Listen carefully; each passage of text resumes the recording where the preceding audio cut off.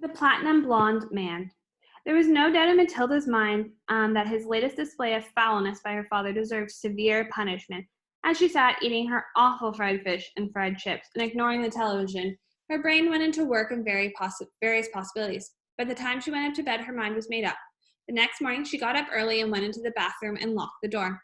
As we already know, Mrs. Wormwood's hair was dyed brilliant platinum blonde, very much the same glistening silvery color as a female tightrope walker's tights in the circus. The big dyeing job was done twice a year at the hairdresser's, but every month or so in between, Mrs. Wormwood used to freshen it up by giving it a rinse in a wash basin with something called platinum blonde hair dye extra strong. This also served to dye the nasty brown hairs that kept growing from the roots underneath. The bottle of platinum blonde hair dye, extra strong, was kept in the cupboard in the bathroom, and underneath the title, the label were written in the words, "Cautious, this is peroxide, keep away from children." Matilda had read it many times with fascination. Matilda's father had a fine crop of black hair, with his which he parted in the middle, and which he was exceedingly proud of. Good, strong hair, he was fond of saying, means there's good, strong brains underneath, like Shakespeare, Matilda had once told him. Like who? Shakespeare, Daddy. Was he brainy? Very, Daddy. He had a mass of hair, did he? He was bald, Daddy. To which his father had snapped, if you can't talk sense, then be quiet. Anyways, Mr. Wormwood kept his hair looking bright and strong, or so he thought, by rubbing it into it every morning with a large quantities of lotions called Oil of Violets Hair Tonic. A bottle of smelly purple mixture always stood on the shelf above the sink and in the bathroom alongside the toothbrush, and a very vigorous scalp massage oil of violets took a place daily after shaving was completed. The hair and the scalp massage was always accompanied by a loud, masculine grunt and heavy breathing and gasps of, that's better. That's the stuff. Rub it right there into the roots, which could be clearly heard in Matilda's bedroom across the corridor. Now in the early morning privacy of the bathroom, Matilda unscrewed the cap of her father's oil of violets and tipped 3/4 of the contents down the drain. Then she filled up the bottle with her mother's platinum blonde hair dye, extra strong.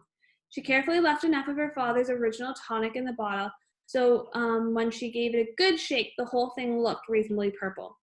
She then replaced the bottle on the shelves above the sink, taking care of to put her mother's bottle back in the cupboard. So far, so good. At breakfast time, Matilda sat quietly at the dining room table, eating her cornflakes. Her brother sat opposite her with his back to the door, devouring hunks of bread smothered with a mixture of peanut butter and strawberry jam. The mother was just out of sight around the corner in the kitchen making Mr. Wormwood's breakfast, which always had to be 2 fried eggs on fried bread with 3 pork sausages and 3 strips of bacon and some fried tomatoes. At this point, Mr. Wormwood came noisily into the room. He was incapable of entering any room quietly, especially at breakfast time. He always had to make his appearance felt immediately by creating a lot of noise and chatter.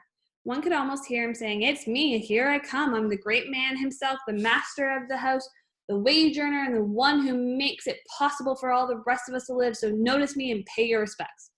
On this occasion, he strode in and slapped his son on the back and shouted, "Well, my boy, your father feels he's in for another great money-making day today at the garage. I've got a few little beauties I'm going to flog to silly people this morning. Where's my breakfast? It's coming, my treasure," Mrs. Wormwood called from the kitchen. Matilda kept her face bent low over her cornflakes. She didn't dare look up. In the first place, she wasn't at all sure what she was going to see. And secondly, if she did see what she thought she was going to see, she wouldn't trust herself to keep a straight face. The son was looking directly ahead out the window, stuffing himself with bread and peanut butter and strawberry jam. The father was just moving around to sit at the head of the table when the mother came in, sweeping out from the kitchen, carrying a huge plate piled high with egg, sausage, bacon, and tomato. She looked up, she caught sight of her husband, she stopped dead, and then she let out a scream that seemed to lift her up right into the air, and she dropped the plate with a crash and a splash onto the floor. Everyone jumped, including Mr. Wormwood. "What the heck is the matter with you, woman?" he shouted. "Look at the mess you've made on the carpet." "Your hair," the mother was shrieking, pointing a quivering finger at her husband. "Look at your hair. What have you done to your hair?" "What's wrong with my hair, for heaven's sakes?" he said. "Oh my God, Dad, "What have you done to your hair?" the son shouted. A splendid noisy scene was building up nicely in the breakfast room. Matilda said nothing. She simply sat there admiring the wonderful effects of her own handiwork. Mr. Wormwood's fine crop of black hair was now a dirty silver, the color this time of a tightrope walker's tights that had not been washed the entire circus season. You've dyed it," shrieked the mother. "Why did you do that, you fool? It looks absolutely frightful. It looks horrendous. You look like a freak." "What in the blazes are you talking about?" the father yelled, putting both hands to his hair. I most certainly have not dyed it. What do you mean?" "I've dyed it. What happened to it? Or is this some sort of silly joke?" His face was turning pale green and the color of sour apples. "You must have dyed it, Dad," the son said. "It's the same color as Mom's, only much dirtier looking." "Of course he's dyed it," the mother cried. "It can't change color all by itself. What on earth were you trying to do? Make yourself look handsome or something? You look like someone's grandmother gone wrong." "Get a mirror," the father yelled. "Don't just stand there shrieking at me. Get a mirror." The mother's handbag lay on the chair at the other end of the table. She opened the bag and got out a powder compact that had a small round mirror in it inside of the lid. She opened the compact and handed it to her husband. He grabbed it and held it out before his face. Doing so, he spilled most of the powder out of the front of the fancy tweed jacket. "Be careful," she shrieked. "Now look at what you've done. That's my best Elizabeth Arden face powder." "Oh my God," the father yelled, staring at the little mirror. "What happened to me? I look terrible. I look just like you, just gone wrong. I can't go down to the garage and sell cars like this. How did this happen?" He stared around the room, first to the mother, then the son, Matilda. "How could it have happened?" he yelled. "I imagine, Daddy," Matilda said quietly, "that you weren't looking very hard and you simply took Mommy's bottle of hair stuff off the shelf instead of your own." "Of course that's what happened," the mother cried. "Well, really, Harry, how silly are you? Can you get? Why didn't you read the label before you started splashing this stuff all over you? Mine's terribly strong. I'm only meant to use 1 tablespoon of it in a whole basin of water. You've gone and put it all over your head. Neat. It'll probably take all your hair off the ends. Is your scalp beginning to burn, my dear?" "You mean I'm going to lose my hair?" the husband yelled. "I think you will," the mother said. "Peroxide is a very powerful chemical.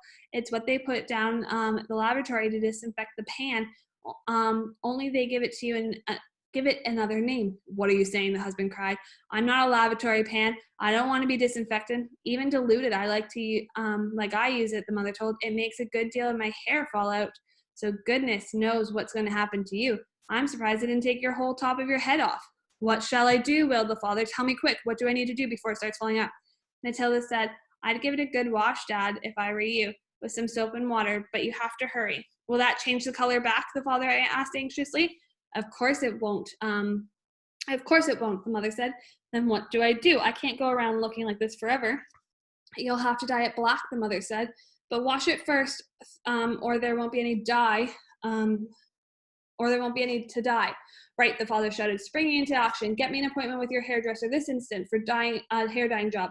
Tell them it's an emergency. They've got to boot someone else off their list. I'm going upstairs to wash it now." With that, the man dashed out of the room, and Mrs. Wormwood, sighing deeply, went to the telephone to call the beauty parlor. "He does do some pretty silly things now and again, doesn't he, Mummy?" Matilda said. The mother, dialing the number on the phone, said, "I'm afraid men are not always quite as clever as they think they are. You'll learn that when you get a bit older, my girl."